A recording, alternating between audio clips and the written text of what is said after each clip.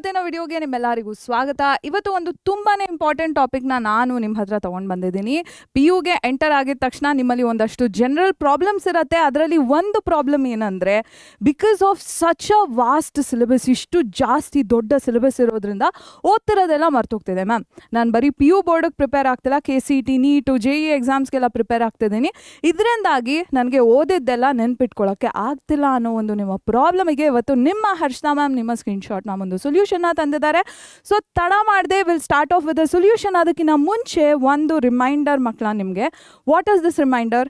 ನಮ್ಮ ಚಾನಲ್, ನಮ್ಮ PU science ಪರೀಕ್ಷೆ ಚಾನಲ್ ಏನಿದೆ, ಇದರ ಅನಾಲಿಟಿಕ್ಸ್ನ ನೆನ್ನೆ ನಾನು ನೋಡಬೇಕಾದ್ರೆ 3 ಲಕ್ಷ ವ್ಯೂಸ್ ಏನು ಬರ್ತಿದೆ as compared to 3 lakh views from subscribe. Basically ನೋಡಿ, ಎಷ್ಟು ಜನ ನಮ್ಮ ಚಾನಲ್ನ ನೋಡ್ತಿದ್ದೀರೋ ಅದರಲ್ಲಿ 50% ಜನ ಮಾತ್ರ ಸಬ್ಸ್ಕ್ರೈಬ್ ಆಗಿದ್ದೀರಾ, 50% ಜನ ಸಬ್ಸ್ಕ್ರೈಬ್ ಆಗಿಲ್ಲ. Okay, bottom line. ಸೊ ಯಾರ್ಯಾರು ಸಬ್ಸ್ಕ್ರೈಬ್ ಆಗಿಲ್ವೋ, ನಾನು SSLCಯಲ್ಲೂ ಹೇಳ್ತಿದ್ದೆ ನಿಮಗೆ, ನಮ್ಮ ಚಾನಲಲ್ಲಿ ರಿಲೀಸ್ ಆಗುವಂತಹ ವಿಡಿಯೋಸು, ಲೈವ್ಸು, ಶಾರ್ಟ್ಸು, ಇದೆಲ್ಲದರ ನೋಟಿಫಿಕೇಷನ್ ನಿಮಗೆ ಬರಬೇಕು ಅಂದರೆ you will have to subscribe to the channel. ಇಲ್ಲ ಅಂದರೆ ನಮ್ಮ ಚಾನಲ್ ಕಡೆಯಿಂದ ಬರುವಂತಹ ನೋಟಿಫಿಕೇಷನ್, ಇಂಪಾರ್ಟೆಂಟ್ ಅಪ್ಡೇಟ್ಸ್, ಅದು PU ಬೋರ್ಡಿಗಾಗಿರಲಿ, KCET ಬೋರ್ಡಿಗಾಗಿರಲಿ, KCET ಎಕ್ಸಾಮ್, ನೀಟ್ ಎಕ್ಸಾಮ್, ಯಾವುದೇ ರೀತಿಯ ಎಕ್ಸಾಮಿನ ಅಪ್ಡೇಟ್ಸ್ ಆಗಿರಲಿ, ಅದನ್ನು ಮಿಸ್ ಮಾಡ್ಕೊಂಡ್ಬಿಡ್ತೀರಾ. ಸೊ ದಯವಿಟ್ಟು ಈ ರಿಸ್ಕ್ನ ತೊಗೊಳಕ್ಕೆ ಹೋಗಬೇಡಿ. Go ahead and subscribe to the channel right away. Okay, so let's come to the question. ಒಂದು ಕ್ವೆಶ್ಚನ್ನ ನಿಮಗೋಸ್ಕರ ಹಾಕಿದ್ದೀನಿ. ಯಾವುದದು?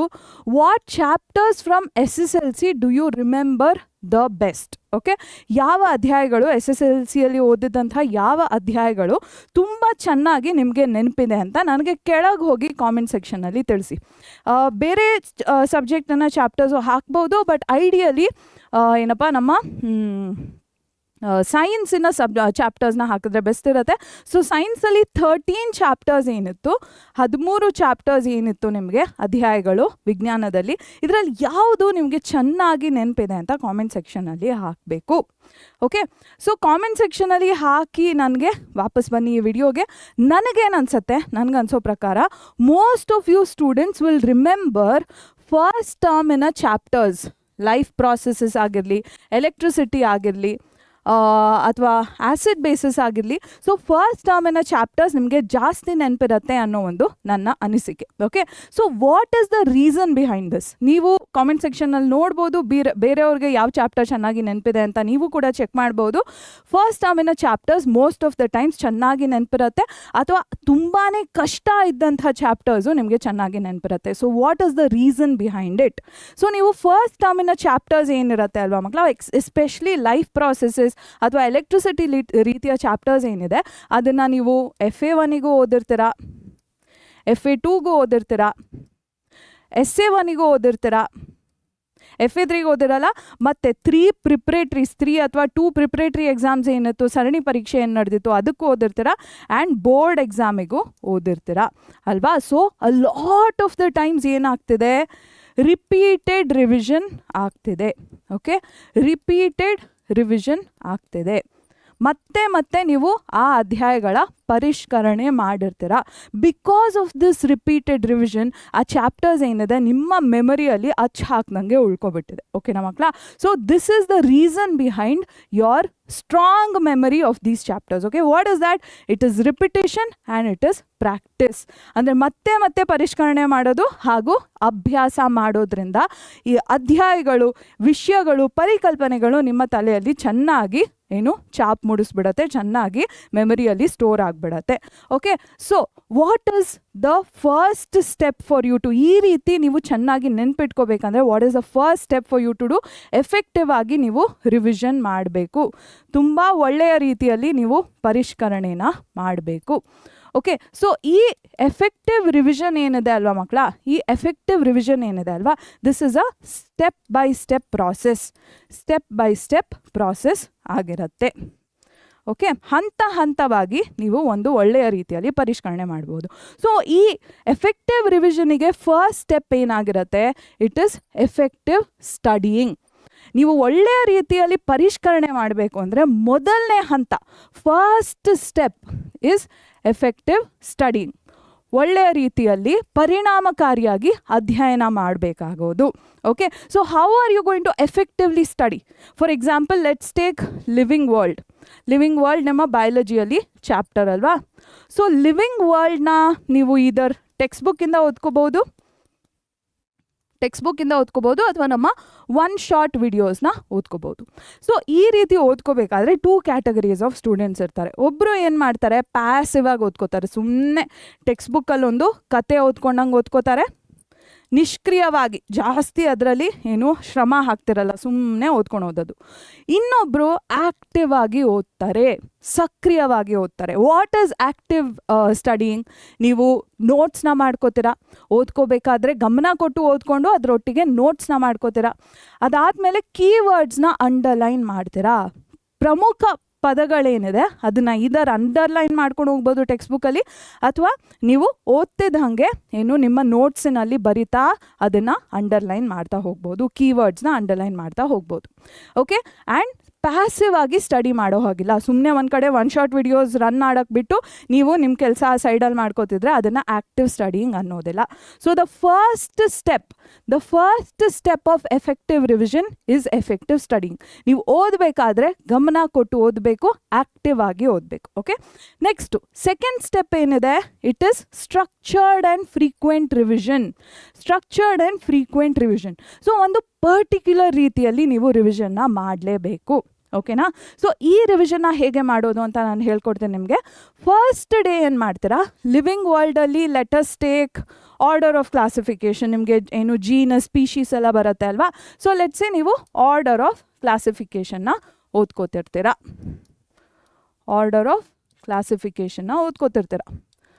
ಅಲ್ವಾ. ಸ್ಪೀಶೀಸ್ ಅಂದ್ರೇನು, ಜೀನಸ್ ಅಂದ್ರೇನು ಅಂತ ಎಲ್ಲ ಓದ್ಕೋತಿರ್ತೀರ.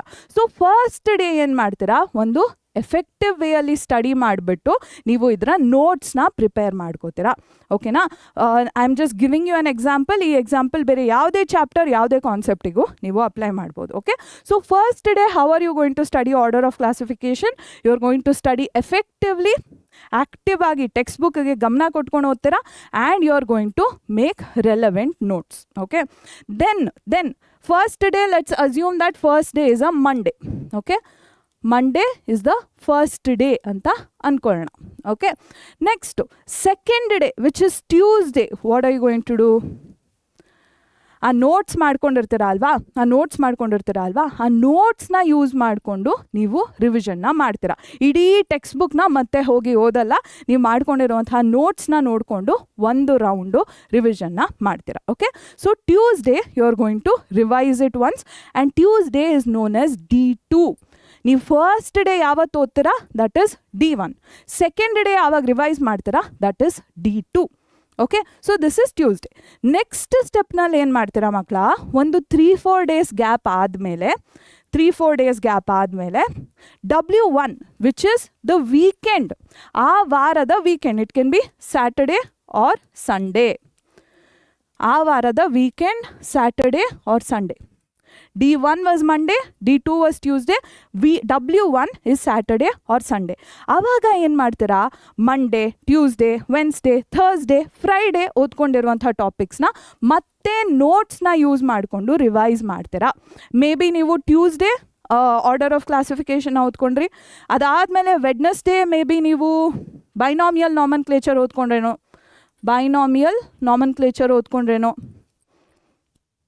ಓಕೆ, ಆ್ಯಂಡ್ ದೆನ್ ವೆನ್ಸ್ಡೇ ಆದಮೇಲೆ Thursday maybe you studied something else. Maybe second chapter ಯಾವುದಪ್ಪ, ಬಯೋಲಾಜಿಕಲ್ ಕ್ಲಾಸಿಫಿಕೇಷನ್ ಇದೆ ಅಲ್ವಾ, ಆ ಸೆಕೆಂಡ್ ಚಾಪ್ಟರ್ನ ಸ್ಟಾರ್ಟ್ ಮಾಡಿಬಿಟ್ಟು ಅದರ ಫಸ್ಟ್ ಟಾಪಿಕ್ ಓದ್ಕೊಂಡ್ರೇನೋ. ಸೊ ಆಲ್ ಆಫ್ ದೀಸ್ ಟಾಪಿಕ್ಸ್ನ ನೀವು W1 ಸ್ಯಾಟರ್ಡೇ ಅಥವಾ ಸಂಡೇ ಏನಿದೆ, you are going to revise. Okay, so this concludes the first round of revision. ಇದು ಫಸ್ಟ್ ರೌಂಡ್ ಆಫ್ ರಿವಿಷನ್ನ ಮುಗಿಸತ್ತೆ.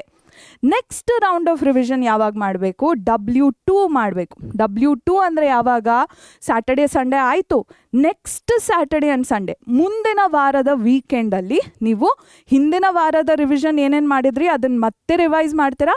ಮತ್ತು ಸೆಕೆಂಡ್ ವೀಕಿನ ಮಂಡೇ, ಟ್ಯೂಸ್ಡೇ, ವೆನ್ಸ್ಡೇ, ಥರ್ಸ್ಡೇ ಎಲ್ಲ ಏನು ಓದ್ಕೊಂಡ್ರಿ ಅದನ್ನು ಕೂಡ ಒಂದು ಸತಿ ನೋಟ್ಸ್ನ ಯೂಸ್ ಮಾಡಿಕೊಂಡು ರಿವೈಸ್ ಮಾಡ್ತೀರಾ. So second Saturday and Sunday will become your W2. Okay, second round of revision ನಡೆಯುತ್ತೆ. ಅದಾದಮೇಲೆ ಈ ಎಲ್ಲ ಟಾಪಿಕ್ಸ್ನ ಮಕ್ಕಳ ಮಂತ್ನಲ್ಲಿ ಒಂದು ಟೈಮು ಮಂತ್ಲಿ ರಿವಿಷನ್ ಅಂತ ಮತ್ತೆ ಮಾಡ್ತೀರಾ. Let's say you start this whole process in August.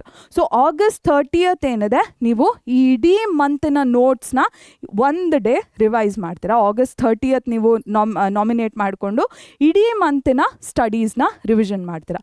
ಅದಾದಮೇಲೆ ಆಗಸ್ಟ್ ಆದಮೇಲೆ ಸೆಪ್ಟೆಂಬರ್ 30th ಚೂಸ್ ಮಾಡಿಕೊಂಡು ನೀವು ಸೆಕೆಂಡ್ ರೌಂಡ್ ಆಫ್ ರಿವಿಷನ್ನ ಮಾಡ್ಬೋದು. ಓಕೆ, ಇದೇ ರೀತಿ ಮಂತ್ಲಿ ನೀವು ರಿವಿಷನ್ ಮಾಡ್ತಾ ಹೋಗ್ತಿದ್ದಂಗೆ ನಿಮ್ಮ ಇಡೀ ಕಾನ್ಸೆಪ್ಟ್ಸ್ ಏನಿದೆ ಮೆಮರಿಯಲ್ಲಿ ಸ್ಟ್ಯಾಂಪ್ ಆಗೋ ರೀತಿ ಕೂತ್ಬಿಡತ್ತೆ. ಓಕೆನಾ ಮಕ್ಕಳ? ಸೊ ಈ first round of revision W2 ಮುಗಿಸೋ ಅಷ್ಟರಲ್ಲಿ ಆ ಕಾನ್ಸೆಪ್ಟ್ಸ್ ನಿಮ್ಮ ತಲೆಯಲ್ಲಿ ಸಾಲಿಡ್ ಆಗಿ ಕೂತಿರುತ್ತೆ. ಅದನ್ನು ಮತ್ತೆ ಮಂತ್ಲಿ ಬೇಸಿಸಲ್ಲಿ ನೀವು ರಿವೈಸ್ ಮಾಡ್ತಾ ಹೋದಾಗ the concepts will sit in your memory permanently. Okay, so this is the best way, ನನಗೆ ಗೊತ್ತಿರೋ ಪ್ರಕಾರ the best way to do revision. ಈ ಟ್ರಿಕ್ ಏನಿದೆ ಇದನ್ನು ನೀವು ಎಫೆಕ್ಟಿವ್ ಆಗಿ ಯೂಸ್ ಮಾಡಬೇಕು ಅಂತ ನಿಮಗೋಸ್ಕರ ಒಂದು ಟ್ರ್ಯಾಕರ್ನ ನಾನು ಕ್ರಿಯೇಟ್ ಮಾಡಿ ಕೊಟ್ಟಿದ್ದೀನಿ. I show you that tracker. Yes, ನಿಮಗೋಸ್ಕರ ಒಂದು ಟ್ರ್ಯಾಕರ್ ಕ್ರಿಯೇಟ್ ಮಾಡಿ ಕೊಟ್ಟಿದ್ದೀನಿ ಮಕ್ಕಳ. ಈ ಟ್ರ್ಯಾಕರ್ನ ನೀವು ನಿಮ್ಮ ಸ್ಟಡೀಸಿಗೋಸ್ಕರ ಯೂಟಿಲೈಸ್ ಮಾಡ್ಕೋಬಹುದು. ಓಕೆ, ಎನಿವೆ, ಸೊ ಈ ಟ್ರ್ಯಾಕರ್ ಏನಿದೆ ಇದರ ಲಿಂಕ್ ನಿಮಗೆ ಕೆಳಗೆ ಕಾಮೆಂಟ್ ಸೆಕ್ಷನಲ್ಲಿ ಸಿಗುತ್ತೆ. ಈ ಟ್ರ್ಯಾಕರ್ ನಿಮಗೆ ಬೋತ್ ಎಕ್ಸೆಲ್ ಫಾರ್ಮ್ಯಾಟಲ್ಲಿ ಸಿಗುತ್ತೆ ಹಾಗೂ PDF ಫಾರ್ಮ್ಯಾಟಲ್ಲಿ ಸಿಗುತ್ತೆ. ಆ ಟ್ರ್ಯಾಕರಲ್ಲಿ D1, D2, W1, W2, M1, M2 ಎಲ್ಲ ಕಾಲಮ್ಸ್ನ ನಾನೇ ಹಾಕ್ಕೊಟ್ಟಿದ್ದೀನಿ. PDF ನಿಮಗೆ ಬೇಕು ಪ್ರಿಂಟ್ ಮಾಡ್ಕೊಂಡು ಟ್ರ್ಯಾಕರ್ನ ಯೂಸ್ ಮಾಡ್ತೀನಿ ಅಂದರೆ PDF ಕೂಡ ಇದೆ. ಇಲ್ಲ ಆನ್ಲೈನಲ್ಲಿ ನಾನು ಎಕ್ಸೆಲ್ ಶೀಟ್ ಅಥವಾ ಗೂಗಲ್ ಶೀಟ್ಸ್ನ ಯೂಸ್ ಮಾಡ್ತೀನಿ ಅಂದರೆ ಆ ಫಾರ್ಮ್ಯಾಟ್ ಕೂಡ ನಿಮಗೆ ಈ ಟ್ರ್ಯಾಕರಲ್ಲಿ ಸಿಗುತ್ತೆ. ಸೊ ಕೆಳಗೆ ಪಿನ್ಡ್ ಕಾಮೆಂಟಲ್ಲಿ ಈ ಟ್ರ್ಯಾಕರ್ ಲಿಂಕ್ನ ಕ್ಲಿಕ್ ಮಾಡಿಬಿಟ್ಟು ನೀವು ಈ ಟ್ರ್ಯಾಕರ್ನ ನಿಮ್ಮ ಡೀಟೇಲ್ಸ್ ಫಿಲ್ ಮಾಡಿದ್ಮೇಲೆ ಟ್ರ್ಯಾಕರ್ನ ಡೌನ್ಲೋಡ್ ಮಾಡ್ಕೋಬಹುದು. So go head and download the tracker and ನಾನು ಹೇಳಿರೋಂಥ ಈ ಟ್ರಿಕ್ ಏನಿದೆ ಇದನ್ನು ಯೂಸ್ ಮಾಡ್ಕೊಳ್ಳಿ. ನಿಮ್ಮ ಮೆಮರಿಯಲ್ಲಿ ಎಲ್ಲ ಕಾನ್ಸೆಪ್ಟ್ಸು ಸಾಲಿಡ್ ಆಗಿ ಉಳಿಯುತ್ತೆ. ಇದೇ ರೀತಿ ಬೇರೆ ವಿಡಿಯೋಸ್ ಬೇಕು ಅಂದರೆ ಕೆಳಗೆ ಕಾಮೆಂಟ್ ಸೆಕ್ಷನಲ್ಲಿ ಹಾಕಿ, and I will try to make the same videos. Thank you so much for joining me today. I will see you in the next one.